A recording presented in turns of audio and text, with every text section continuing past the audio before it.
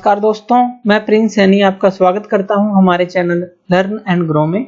आज हम बात करेंगे जो हमारे न्यूटन लॉ ऑफ मोशन है, तो वो जो है इंटर रिलेटेड है एक दूसरे से, तो उसके बारे में जानेंगे।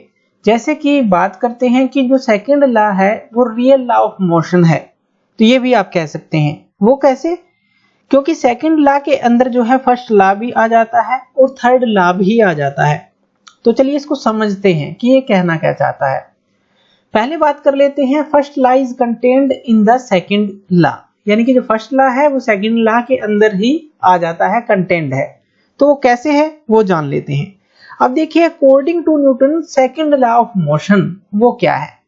According to Newton second law of motion ये हम पढ़ चुके हैं, F इक्वल टू एम में होता है, यानी कि force equal to mass into acceleration का प्रोडक्ट ये होता है। अगर क्या हो यहाँ पे हम फोर्स को जीरो कर दें, यानी कि फोर्स को जीरो कर दें, तो क्या होगा? तो यहाँ पे जो ma होगा वो जीरो के बराबर आ जाएगा। अब देखिए, जो m है मास तो जीरो के बराबर नहीं हो सकता, यानी कि एक्सेलरेशन जो है वो जीरो के बराबर आ जाएगी। तो यहाँ पे आप देख सकते हैं कि अगर एक्सेलरेशन ही नहीं होगी कोई भी बॉडी के अंदर, अगर हम एक्सटर्नल फोर्स को जीरो कर देते हैं, तो इसका मतलब तो यही हुआ कि एक्सेलरेशन जीरो होगी जब एक्सटर्नल फोर्स कोई होगी ही नहीं। इसका मतलब क्या है, जो बॉडी है अगर वो रेस्ट में है तो वो रिमेन एट रेस्ट रहेगी, तो एक्सटर्नल फोर्स तो अप्लाइड है ही नहीं बॉडी पे कोई भी, क्योंकि हमने जीरो कर दी।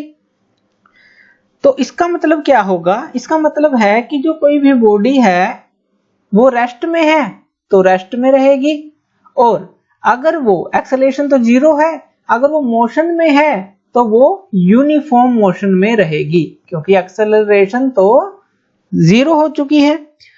तो अगर वो यूनिफॉर्म मोशन में है तो उसी में ही वो कंटिन्यू जो है सेम स्ट्रेट लाइन में चलती रहेगी in the absence of external force.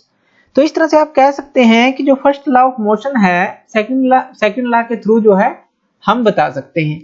तो एक तो ये कह सकते हैं।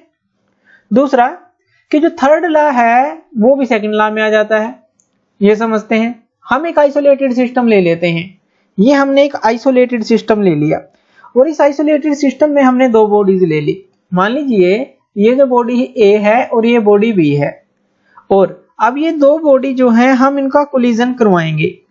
तो हम मानते हैं कि ये जो है कोलाइड करते हैं और कोलिजन के बाद जो है ये अलग हो जाते हैं। तो चलिए इनके जो कोलिजन है वो देख लेते हैं। अब ये दोनों बॉडी जो है जब कोलाइड करती हैं, अब जब ये दोनों ने कोलाइड किया और उसके बाद ये सेपरेट हुई, तो हम मान लेते हैं कि जो इनके ऊपर फोर्स लगी है, यानी कि जो बॉडी ए है उसने बी पर फोर्स लगाई है और जो बॉडी बी है उसने ए पर फोर्स लगाई है, और इनका कोलिजन हम मान लेते हैं कि डेल टी के लिए हुआ, यानी कि जो स्मॉल टाइम हमने ले लिया कि इस दौरान जो है इनका कोलिजन हुआ इस समय तक।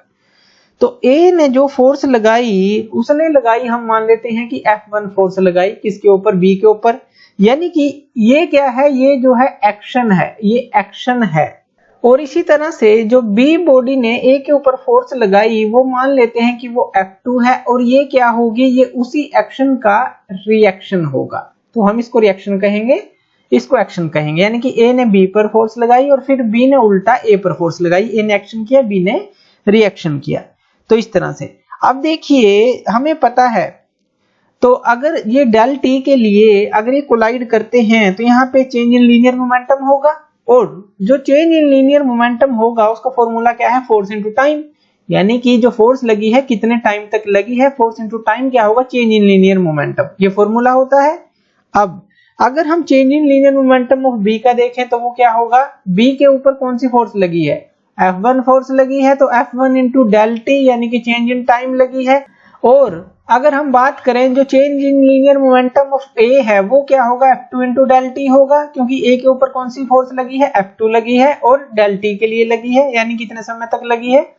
तो change in linear momentum of B और change in linear momentum of A ये आ जाएगा। अगर हम टोटल चेंज निकालें, total change in linear momentum निकालें ए और बी का, दोनों प्लस हो जाएंगे। F1 into del t plus F2 into del t, ये आ जाएगा हमारा total change in linear momentum. लेकिन ये एक आइसोलेटेड सिस्टम है, तो ये कौन सा सिस्टम है? हम पहले ही बात कर चुके हैं, आइसोलेटेड सिस्टम है। और आइसोलेटेड सिस्टम कौन सा होता है?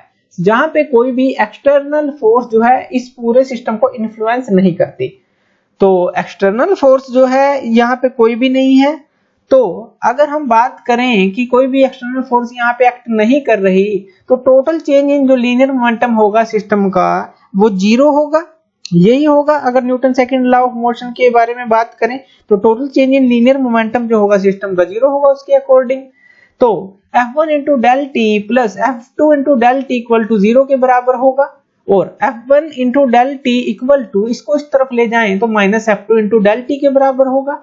यहाँ पे डेल टी और डेल टी जो है कैंसल आउट आप कर सकते हैं। F1 equal to minus F2 आ गया। ये क्या है? F1 यहाँ पे क्या था? ये क्या है? F1 यहाँ पे एक्शन है, यहाँ पे देखिए, और F2 क्या है? ये रिएक्शन है। यानी कि एक्शन जो है इक्वल एंड अपोजिट, यहाँ माइनस का साइन है, equal and opposite to reaction है। तो यहाँ पे ये शो करता है, यानी कि एक्शन जो है वो इक्वल एंड अपोजिट है रिएक्शन के। तो थर्ड लॉ क्या कहता है? यही कहता है there is always an equal and opposite reaction to every action, यही कहता है। तो यहाँ पे आप कह सकते हैं कि सेकंड लॉ जो है रियल लॉ ऑफ मोशन है, यानी कि थर्ड लॉ को भी कंटेन करता है और फर्स्ट लॉ को भी कंटेन करता है। अब बात कर लेते हैं कि थर्ड लॉ जो है वो फर्स्ट लॉ के अंदर भी आता है, तो उसको हम समझते हैं। Third law is contained in first law of motion. चलिए इसको समझते हैं। इसके लिए हम एक आइसोलेटेड सिस्टम ले लेते हैं दोबारा से, जिसपे कोई भी एक्सटर्नल फोर्सेस का इन्फ्लुएंस नहीं है, और इसके अंदर हम एक बेंच ले लेते हैं और उस बेंच के ऊपर एक बुक को ले लेते हैं। अब यहाँ पे ये जो बुक है ये इस बेंच के ऊपर पड़ी है। अब यहाँ पे कौन कौन सी फोर्सेस एक्ट करेंगे सिस्टम के ऊपर? एक तो जो वेट है बुक का वो आएगा, वो बिल्कुल डाउनवर्ड की तरफ आएगा जो वेट है, और इस वेट को आप क्या कह सकते हैं? आप इसको एक्शन कह सकते हैं। यानी कि इस वेट ने, जो बुक का वेट है, इस टेबल के ऊपर एक्शन किया, ये फोर्स लगाई, किसके कारण? वेट के कारण ये फोर्स लग रही है। अब ये जो है बेंच इसको एक ऑपोजिट फोर्स देगा ताकि ये इसको सपोर्ट कर सके, जिसको हम सपोर्टिंग फोर्स टेबल की कहेंगे, वो बुक पे लगाएगा, और ये होगी बिल्कुल इसके ऑपोजिट फोर्स होगी। इसको हम क्या बोलेंगे? ये होगी रिएक्शन फोर्स, जो कि सपोर्टिव फोर्स भी है, जिसको आप आर कह सकते हैं। तो ये रिएक्शन फोर्स है बिल्कुल ऑपोजिट। तो यहाँ पे दो फोर्सेस एक्ट करेंगी, क्योंकि सिस्टम जो है रेस्ट पे है, इस समय तो रेस्ट पे है, क्योंकि एक्शन जो है रिएक्शन के इक्वल यहाँ पे शो हो रहा है, और कोई भी नेट फोर्स जो है एक्सटर्नल फोर्स कोई भी एक्ट नहीं कर रही। क्यों? क्योंकि हमने जो है सिस्टम को लिया है आइसोलेटेड, तो आइसोलेटेड सिस्टम लिया है, कोई भी एक्सटर्नल फोर्स एक्ट इन्फ्लुएंस नहीं करेगी। तो अकॉर्डिंग टू न्यूटन के फर्स्ट लॉ के अकॉर्डिंग तो ये जो है net force on the system जो है जीरो होगी, क्योंकि एक्शन जो है रिएक्शन के बराबर है, और जो रिजल्टेंट होगा दो फोर्सेस का, एक्शन और रिएक्शन का, वो कब जीरो होगा? जब ये इक्वल और ऑपोजिट होंगी। जैसे वेट जो है और ये जो है रिएक्शन इक्वल होने चाहिए और ऑपोजिट भी होनी चाहिए। तो थर्ड लॉ क्या कहता है? थर्ड लॉ यही कहता है कि third law action is equal and opposite to reaction. तो आप कह सकते हैं जो थर्ड लॉ है वो कंटेन्ड है फर्स्ट लॉ के अंदर। अगर सिस्टम रेस्ट में है तो एक्शन और रिएक्शन की फोर्सेस इक्वल होंगी। तो इस तरह से देखिए इंटर रिलेटेड आप कह सकते हैं इन सभी लॉ को जो न्यूटन लॉ ऑफ मोशन के हैं, और एक से आप दूसरे को आसानी से समझ सकते हैं। तो सिस्टम जो है रेस्ट पे है, net force on the system zero होगी फर्स्ट लॉ के अकॉर्डिंग, और रिजल्टेंट होगा जो दो फोर्सेस का, एक्शन और रिएक्शन, वो भी जीरो होगी। कब जीरो होगी? जब इक्वल और ऑपोजिट होंगी वो, जैसे कि हमने यहाँ पे देखा। तो ये था हमारा जो लॉ थे, तीनों जो लॉ थे हमने इंटर रिलेटेड समझे, किस तरह से इंटर रिलेटेड है।